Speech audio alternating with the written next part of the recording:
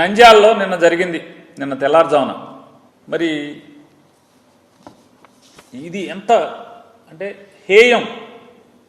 ముగ్గురు కూడా తెలుగుదేశం పార్టీ నాయకులు, చంద్రబాబు నాయుడు గారు కానీ, పవన్ కళ్యాణ్ గారు కానీ, లేదా భారతీయ జనతా పార్టీ మోడీ గారు కానీ సిగ్గుపడాల్సినటువంటి పరిస్థితి.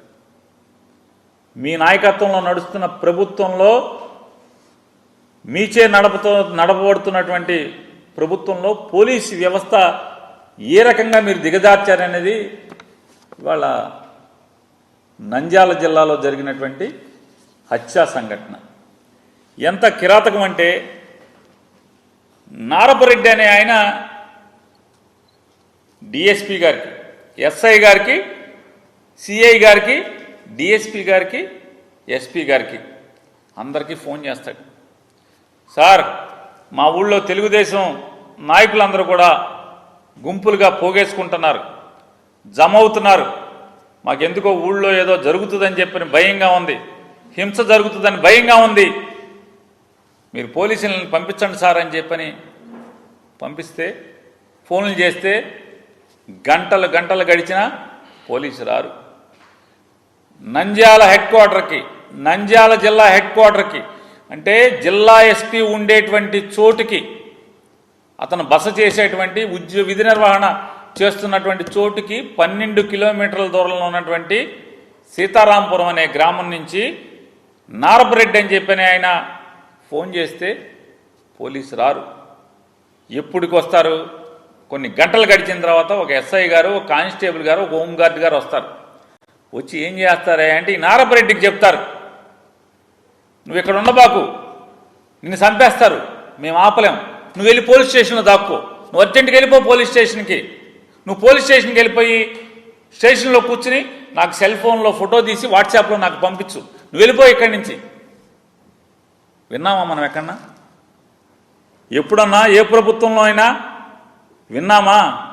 ఈ రెడ్ బుక్ రాజ్యాంగంలో ఇది జరుగుతుంది. పోలీసులు అయ్యా నన్ను చంపుతున్నారని ఎస్పీకి ఫోన్ చేసి చెప్తే, చంపటానికి ప్రిపేర్ అవుతున్నారు, వస్తున్నారని చెప్పని ఒక 3 గంటల తర్వాత ఎస్ఐ వస్తాడు, 2 పోలీసులను వెంబడి పెట్టుకొస్తాడు. నేను నిన్ను ఆపలేను, నువ్వు వెళ్ళిపో ఇక్కడి నుంచి. ఎస్ఐ గారు, ఒక పోలీసు సబ్ ఇన్స్పెక్టర్ గారు, నిన్ను కాపాడలేను, నిన్ను చంపేస్తారు, నువ్వు వెళ్ళిపో పోలీస్ స్టేషన్కి. పోలీస్ స్టేషన్కి వెళ్ళిపోయి నాకు వాట్సాప్లో ఫోటో దిగి నాకు పంపించు. రెడ్ బుక్ రాజ్యాంగం పోలీసు ఎలా ఉందో చూసుకోండి ఒకసారి. పాపం ఈ నారపరెడ్డి గారు పోలీస్ స్టేషన్కి వెళ్ళిపోతే ఈలోపు మొత్తం స్వైర వ్యవహారం. శ్రీనివాసరెడ్డి అనేటువంటి రౌడీ షీటరు, శ్రీనివాసరెడ్డి అనేటువంటి ఒక గూండా మందిని వేసుకుని,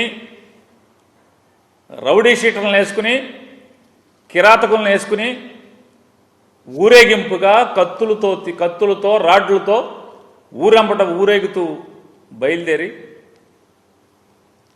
ఎవరైతే ఈ నారపరెడ్డి ఇంటికి వస్తూ దారిలో నారపరెడ్డి లేడు, పోలీస్ స్టేషన్కి ఎస్ఐ పంపించేశాడని చెప్పని కౌరు తెలుసుకుని, మనం ఎవడొకడిని చంపాలని వచ్చాం కాబట్టి నారపరెడ్డి తప్పుకుంటే ఎవడొకడిని వేసేయాలని చెప్పని సుబ్బారాయుడు అనేటువంటి ఒక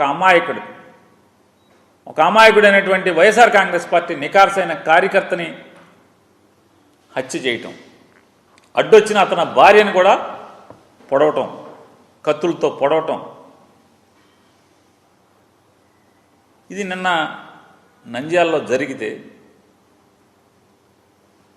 మొత్తం వాళ్ళు స్వైరవిహారం చేసి హత్య చేసేసి ఆ హతుడి యొక్క భార్యను పొడిచేసి వాళ్ళందరూ కూడా తాపీగా ఊరేగుతూ ఊరు దాటితే అప్పుడు ఎస్పీ గారు మళ్ళీ 3 చిల్లరకి ఫోన్ చేస్తాడు ఈ నారపరెడ్డి అని ఆయనకి. ఎలా ఫోన్ చేశావు కదా, బతుకున్నావా అని. ఏం చేయాలి?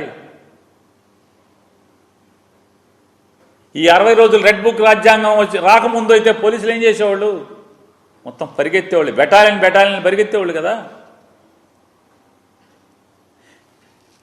అయ్యా చంపేస్తారని ఫోన్ చేస్తే ఎస్ఐ దగ్గర నుంచి ఎస్పీ దాకా 3 గంటల తర్వాత ఎస్ఐ వస్తాడు.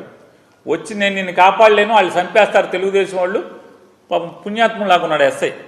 ఈ రెడ్ బుక్ రాజ్యాంగంలో పుణ్యాత్ముడే ఎస్ఐ. నిన్ను కాపాడలేను, నువ్వు పోలీస్ స్టేషన్కి వెళ్ళి దాక్కోమని చెప్పాడు. ఆ సుబ్బారాయుడిని ఎస్ఐ ముందే కానిస్టేబుల్ని కొట్టి ఎస్ఐని తన్ని వాళ్ళ ముందే సుబ్బారాయుడిని అనేటువంటి ఒక అమాయకుడిని చంపేస్తే దిక్కులేనటువంటి పరిస్థితి వాళ్ళ ఈ ఆంధ్రప్రదేశ్ రాష్ట్రంలో ఉంది. ఇవాళ ఒకసారి దానికి సాక్ష్యంగా ఒకసారి చూడండి. కాళ్ళేట నారపరెడ్డి నాయన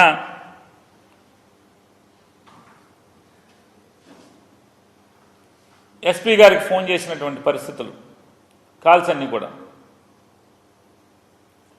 10:43 నుంచి ప్రాణాలు కాపాడుకుంటాకి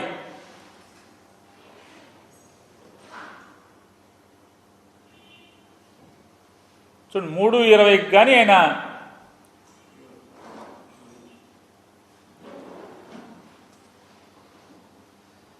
ఇది ప్రభుత్వ హత్య కాదా అని అడుగుతున్నాను.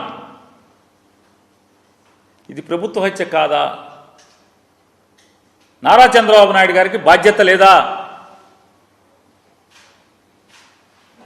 ఈ రకంగా ప్రజలు మమ్మల్ని చంపేస్తారు, వస్తున్నారు చంపటాకని చెప్పని రాత్రి 10 గంటల నుంచి పోలీసుకి ఫోన్ చేస్తుంటే